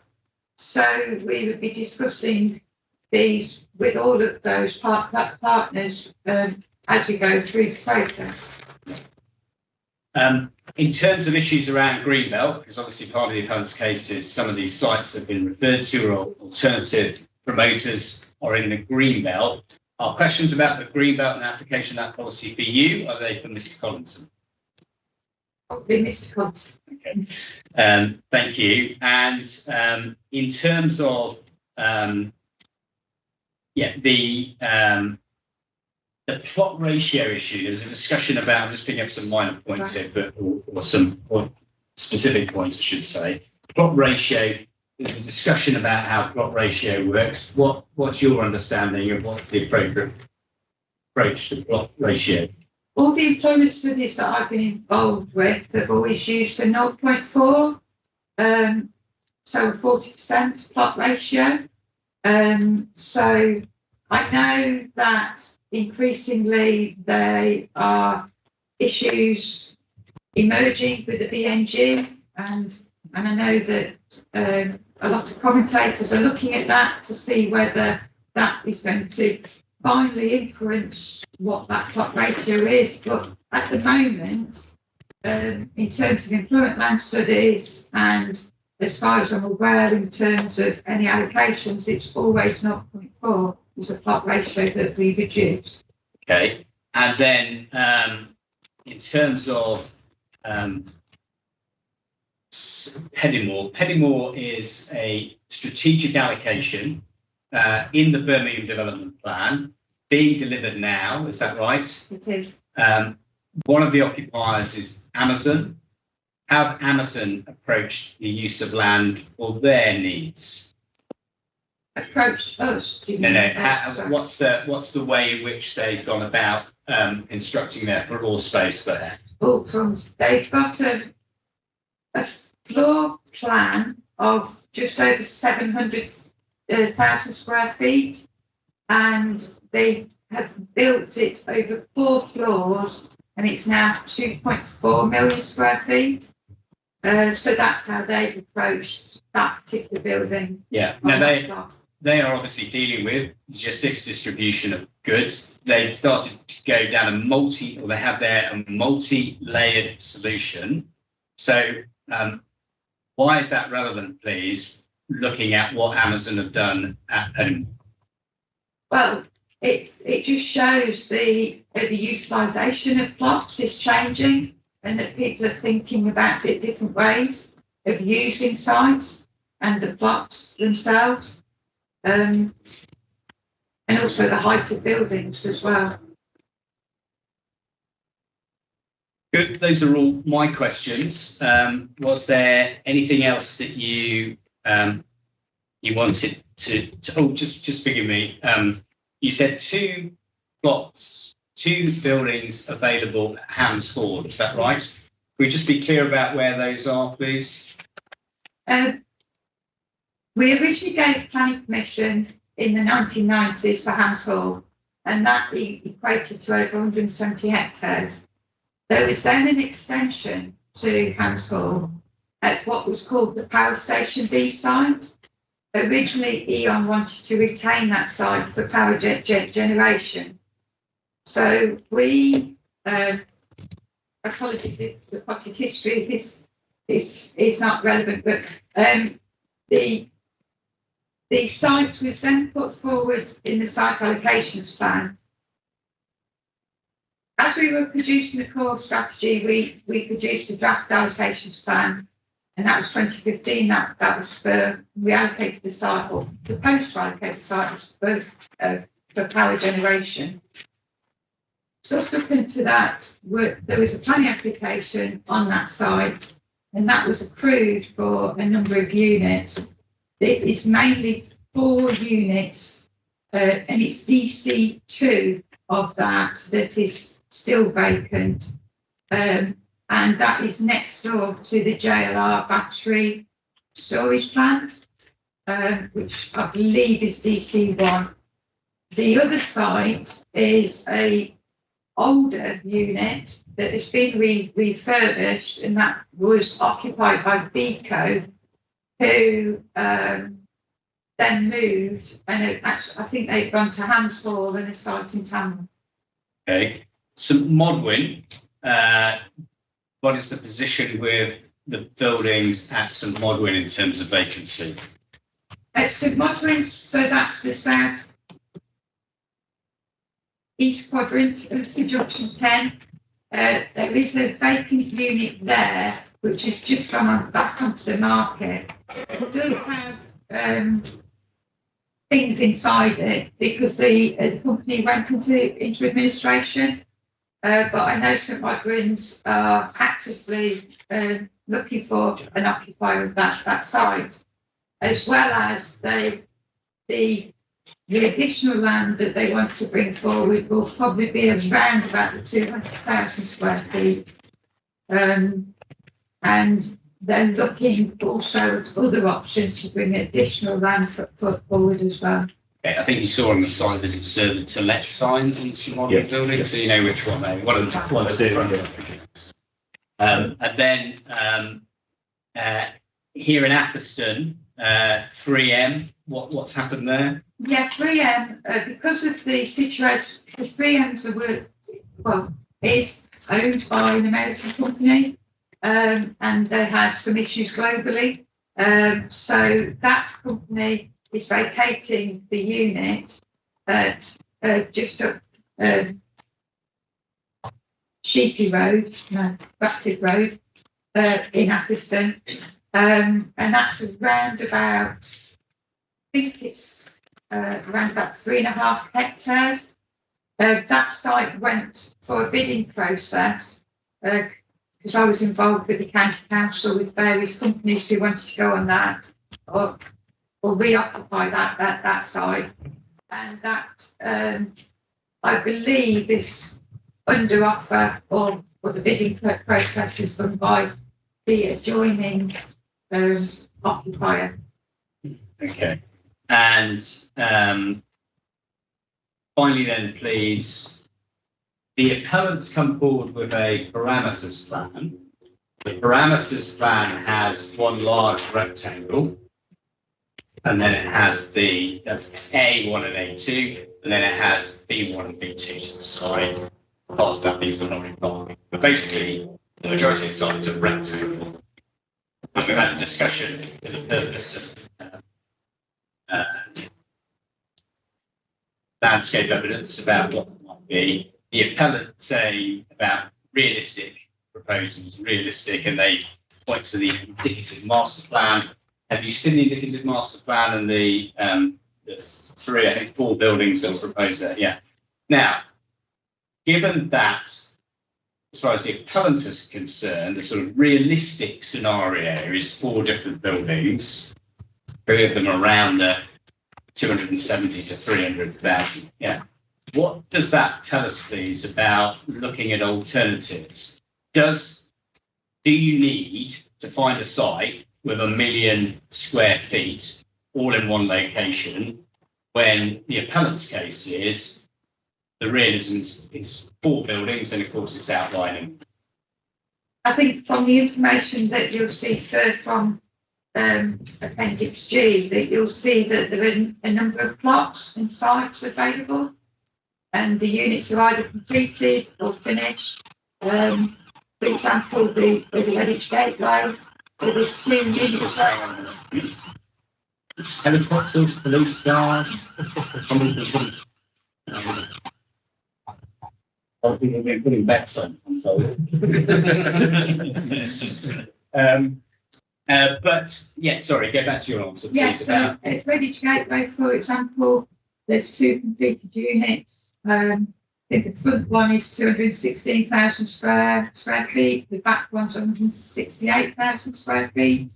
And the road's blocked off, ready for them to be occupied. The road's all in, parking and everything. The buildings are ready to be occupied. Yeah, so if there is an occupier looking now in area 2, Redditch now is in area 2, we know that, as opposed to wasn't in area A. Are those premises available premises for accommodating the sort of buildings that the appellant says are realistically what's like to be provided here?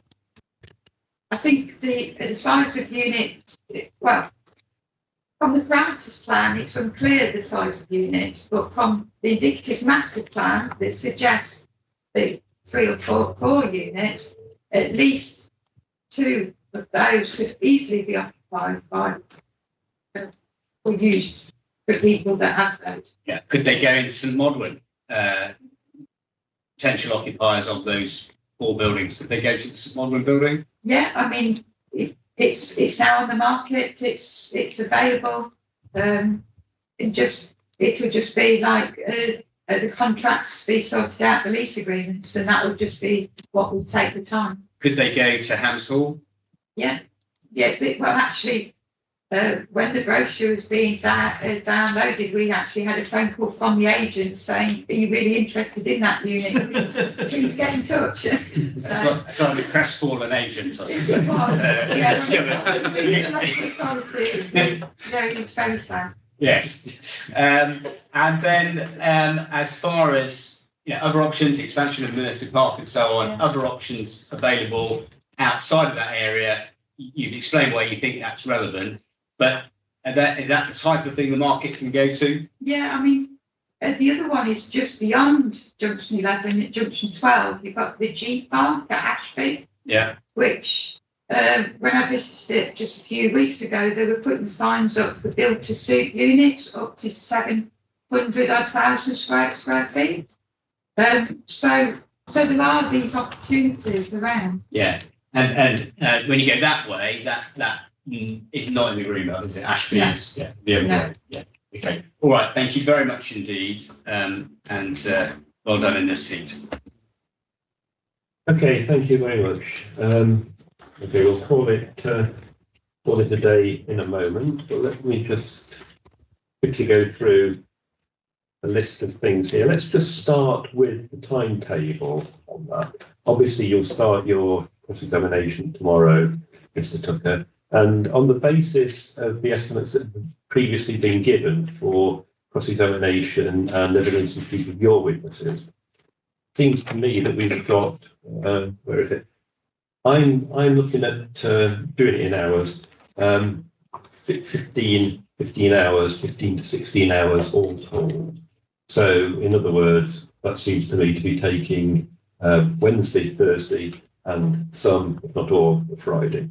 So that's my guesstimate, looking at what I've been previously told. I don't know whether timescales are going to have expanded or contracted in that, but how do you and Mr. Young view that? I'm just trying to see if, because in the ideal world, we'd get through that in 2 days and have time on Friday that when we could start looking at Mr. Collinson for planning. I'm very conscious of the fact that we've potentially got some additional days that we've managed to slot in the programme, but we don't necessarily have venues for those. I know that some have always been considered to have to be virtual sessions if we do sit on those days. Well, I think so. On the 4th, there was not just a venue issue, there was a personnel issue as well in the morning. Yes, in the morning. So that makes that perhaps less realistic anyway. In terms of estimates, immediately, I anticipate that we should be tomorrow morning with this witness. So 2.5, 3 hours, I think was the estimate. In terms of there afterwards, my learned friend has 4 witnesses to cross-examine rather than 1 witness to cross-examine. And you have my learned friend's estimates. If those hold up, then I think we are into Friday morning. And my anticipation is that his planning witness may get finished in chief, but not beyond chief. On Friday. In terms of where that takes us for next week, we'll certainly finish the planning evidence from the authority and the Rule 6 party, and perhaps evidence in chief in relation to Mr. Hand by the end of Wednesday. That's where I would guess I think we'd have to be going so if my own friend's estimates are right and my estimates are right, to actually finish all the planning evidence by next Wednesday afternoon. Well, that will remain to be seen, obviously, but yes. on the basis of the estimates, I think I've perhaps been a bit pessimistic there, but I say it is difficult to say. It looked to me as though Mr. Collinson in total was going to be about 4.5, 4.75. Mr. Weeks, 1 hour 40. Not that I'm holding anyone to these, but this is what the estimates come out as. And Mr. Hand sort of between 6 and 7. So if we've with the following wind, we could well get that finished by the end of Wednesday. But I'm not going to spend any more time really debating that now. It's just that it does seem that the conditions in Section 106 are unlikely to be dealt with on Wednesday, which was online, Yes, sir. draft 4 timetable. So really, it's when are we realistically going to deal with those? And I'm conscious of the fact that earlier today, a number of other matters were raised that relate to the Section 106. And so when is a realistic time that we might be? I wonder if perhaps we can reflect on that behind the scenes rather than decide upon it now. Yeah, that's helpful. The 106 and the condition session, there is a certain logic to that being done online anyway, because then you can drag the solicitors in to talk about the 106. So that may give a bit more flexibility. For example, Thursday afternoon next week could be online, even if some key personnel aren't available in the morning, for example. And that might mean Mr. Hannah's hung over until the week afterwards.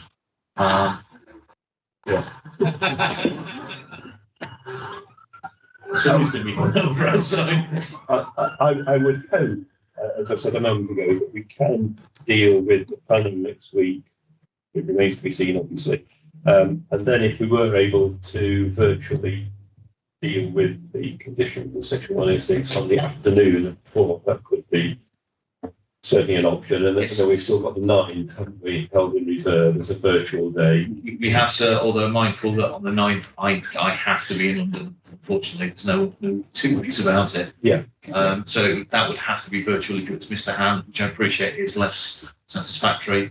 Yeah. Or alternatively, we do Mr. Han on the 10th, au naturel, and that we do the closing virtually on the 11th. As you recall, I have 2 days when I've got the problem. Yeah, I'm hoping we can do closings in person here on the 10th. But as I say, the longer I talk now, the more time we're just into. No, it is helpful. I know we're tired, but it is helpful. The one thing I'm not clear about is the status of the 4th. I know that my witness can't be here on the 4th because of important family commitment, but I'm happy to cross-examine even absent my witness if it's going to make sure that we finish the planning next week, which I think, Mr. Han is an important witness in this case, and holding him over to one specific day, runs the risk that if we didn't finish, that would be a difficulty. So, and he's got 2 sets of cross-examination.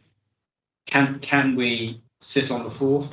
Is there a venue available? No, Mr. Collinson's shaking his head. So this room is available on the 2nd and 3rd, and then it moves to a personnel availability on the 4th rather than. So yes, I think you're right that if there was a venue, then we've got potentially the afternoon of the 4th when we could sit. But so I think that goes back to the discussions we had at the back end of last week. Can I suggest that, having flagged these points up, we revisit that later on in the week when we see how much further we've gone and how much time that we need. All of this might be unnecessary, but quite so. But in terms of venue, self-evidently, my clients have some flexibility. Okay. There's an empty unit on 7 mods we could use. Yes, a 4th. Yeah, there's a 4th. The 4th is not ruled out, is it? If I'm prepared to forfeit the need for my witness. Just in the same way that I'm cross-examining tomorrow without 2 of my witnesses. So no, I'm not seeking the greater halo. What I mean is, unusually, what we are able to do is that the parties can, if we can find a venue, which I'm sure we can, we can sit on the 4th, can't we? Okay. Yeah, let's. I'll perhaps do. I don't know if it's worth doing a version 5 of the timetable. It hasn't changed significantly, but if changes are needed, I'll certainly bear in mind that the afternoon of the 4th is also potentially available. Was the morning a difficulty? Morning's a difficulty for personnel. Not for us at all. It's just Mr. Collinson, and I'm saying I'm happy to cross-examine in his absence. So yeah, Mr. Weeks had got. Sorry. Difficulties of being available on the 4th, hadn't you, Mr. Weeks? Speak directly. May as well not go through you. I was going to say, it would obviously still be better for myself if weren't sitting on the 4th, but I appreciate we probably are going to have to be that way. I will make myself available if I need to. It's a bit of a problem because I know normally I'll be able to get my wife to look after the daughter. The issue is that she is tied up in a meeting that day with the grade ones who she worked with, and he is on holiday still at the moment. So can't 100% guarantee that can be rearranged. But in terms of grade one, you've got to count though at the very top of the pecking order of the Barry large retail consortium. So So there is a chance, though, that There's a chance I can rearrange it, but I just haven't fundamentally got an answer to that at the moment. No. The person in question is not physically in the country. And as I understand it, I'm just trying to move things to a solution, that in the same way that I wouldn't have Mr. Collinson here whilst cross-examining Mr. Han, similarly, Mr. Leakhead could cross-examine in your absence if you'd given your evidence earlier that week. Theoretically, yes. Seriously, okay. I'll just let Mr. Hunt turn up on his own, it's fine. So again, I think there's some juggling to be done behind the scenes, but I'm sure we'll try and do that to make sure we close on the 10th. Yeah. So can I just raise 2 points from the evidence? Yep. Just dragging us back a little bit. The first of which is in relation to the Hinckley site. I will lead evidence on what's happened in relation to that site. And I will ask Ms. Barrett in terms of what her knowledge is of what was originally called the Syncrean site and who's actually taken it up. And similarly, in the light of the EC4 document that was put in and the evidence that's been given this afternoon, I will ask about other North West Leicestershire sites, for example, the two that have been consented in outline, north and south of the A50, close to the M1 junction. I flagged that up simply because I don't want to lead evidence that the witness doesn't know about. Okay. I don't want my witnesses to be giving evidence that I'm not flagged up, and I do that in the light of the documents that have been produced today, sir. Yes. Okay. Clear? Would you mind if I just ask a question, sir? It was just in relation to the Hinckley site. Can I just be clear as to which Hinckley site? Is it the Patch Farm? Yes. Oh, Yeah. sorry. The one that's occupied by Tesco's, but was promoted by Syncrean, which is essentially the point. Yeah. And the other two were the EC2 sites, one consented on appeal, one consented by North West Leicestershire, north and south of the A50 and M1 junction, Newlands Road and Hennington, both on an outline, both without occupying. Okay, so they've been flagged, so that's helpful. I was then just going to remind you of what we'd said earlier about the need for updated versions of conditions and the site access plan, and the parties were also going to consider different versions of sorry, reading my own writing here. Well, conditions that could potentially be imposed if I was minded to issue a split decision on this appeal. You said you'd look at how that could possibly be done.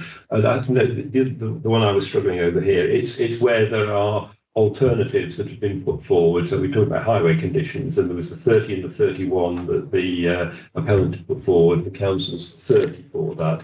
I know we spoke about it, and I understood from the council their reasons for the combination and the absence of a specific trigger assessment, etc.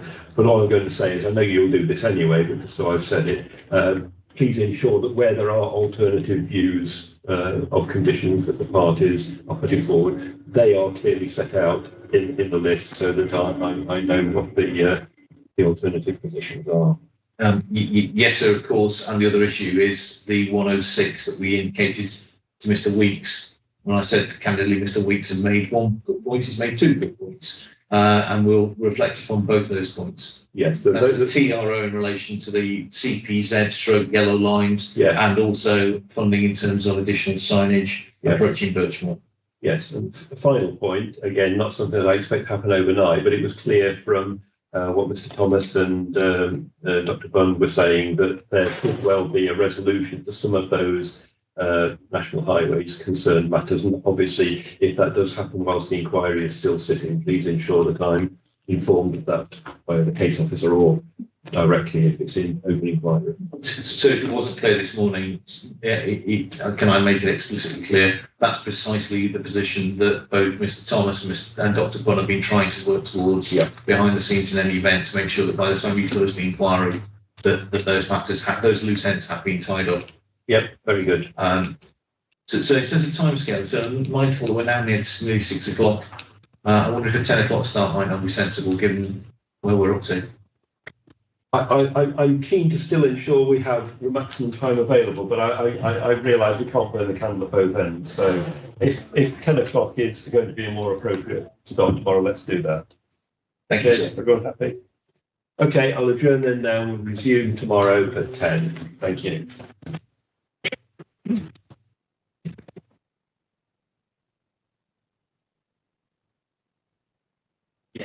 Yeah.